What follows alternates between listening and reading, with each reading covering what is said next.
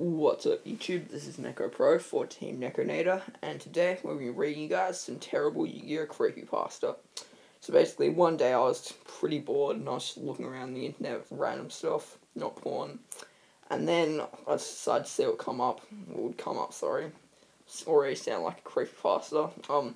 If I typed in Yugioh creepypasta, and it turns out some things did come up, so we're probably going to be reading a bunch of the stories, like, as a series. They're all complete bullshit, but they are pretty funny, I must say, such as this one, which is called A Yugioh Experience. So let's get started. Hello, my name is Vince. Well, already breaking the fourth wall. This is pretty advanced. I loved every action anime, but what I really loved is the series of Yugioh. I had every deck of every duelist in the anime and manga, so obviously he loses at his locals every week. I had a lot of cards and filled every drawers and cabinets with the cards I have and know exactly how many cards I have. I always buy expensive collector's items and many booster boxes each time they release such a thing. I almost have every Yu-Gi-Oh game that exists on the planet. When it comes to dueling, they always surrender, and sometimes they make me finish them and win. That's what she said. Because of Yugioh, I gained a lot of friends and played with them whenever I could. So pretty much he would always invite his friends over to his house to play. I'd have tea parties and duel. But one thing that my friends didn't believe me was that I can see Yu-Gi-Oh monsters' spirits.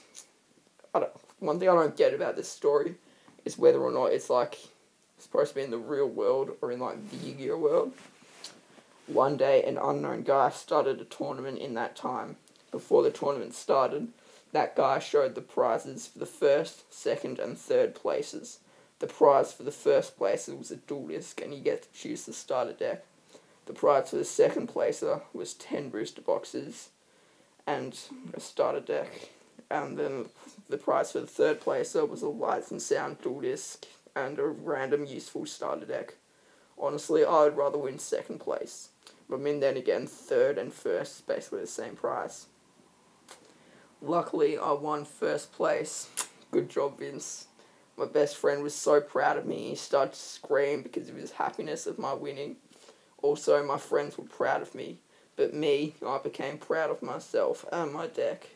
That was a $100 McFerrin Beast deck. Other jokes, McFerrin Beast suck.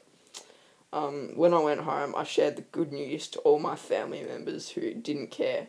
I went upstairs, ripped the box off the duel disc, and tried to make it work. So, could have gotten a dodgy one. Let's see. Oh, and it did. Phew. The next day, my ego rose. I became boastful and lost on my friends, including my best friend. My life became sad and lonely. I was walking down the street until an old woman walked near me. When she got near me, I shouted to her face, "Get out of my sight, you bitch." Wow. Just wow. And so she did.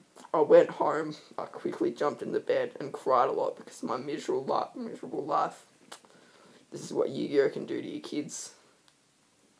The day of my birthday came and I decided to say sorry to everyone because of my arrogant attitude. When I went to our meeting place, I can't believe my eyes. They made a surprise party for me and gave me lots of presents and forgave me because of my boastfulness. At last, the party ended. So clearly this guy doesn't like parties. I went to the street, seeing the old woman. I was surprised when she gave me a card. I told myself maybe she already forgave me for what I have done to her. When I went home, I ripped open the presents and I cannot believe what I saw. They gave me ghost rares and a lot of ghost rare cards. I find it ironic that he gets ghost rares in a creepypasta. I don't know if that's something the author chose to put in or not, because if he did, he might be smarter than I thought. When I am eating my dinner, well, the tense in this story is just out of whack. I remembered the card that the old woman gave me and decided to look at it and put it in my binder and then sell it on eBay.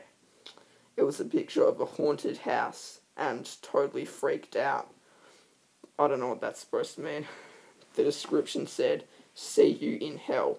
Really freaked out and showed to my siblings. When I woke up, I was in a familiar place and realised that it was the picture in the card. I realised that card was cursed by the old woman, and it triggered the curse when I read the description.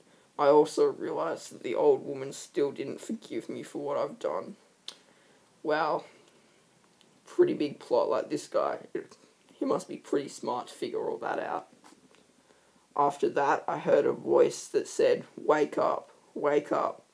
Realising that it was a nightmare, I was lucky that my mum waked me up, or I'm dead. Okay, whatever. After eating my breakfast, I threw the card away, and relieved of that nightmare. When you see a card that looks exactly like the one on the top, because like at the start of the story it shows a picture of the badly photoshopped card, please, I beg you, don't pick it up and read the description, or else you'll experience a nightmare that will kill you unless you wake up. Well, personally, I just probably sell it at my locals, make some cash, but I don't know, it's up to you, really. So yeah, that was a Yu-Gi-Oh experience, probably one of the worst creepypastas I've ever read, I must say. It's probably even worse than freaking like Jeff the Killer. But basically, yeah, hopefully you guys enjoyed that. Please stay tuned if you enjoyed this, because I'm going to be making a few more of these kind of stories. And yeah, as always, thanks for watching. There will be a link to this story in the description below, but I honestly don't know why I'd bother to click it, unless you want to see that, like, terrible card. But anyway, yeah, so thanks for watching. As usual, remember to rate, comment, and subscribe, and support the team. And yeah, hopefully you guys enjoyed this again. And until next time, bye guys.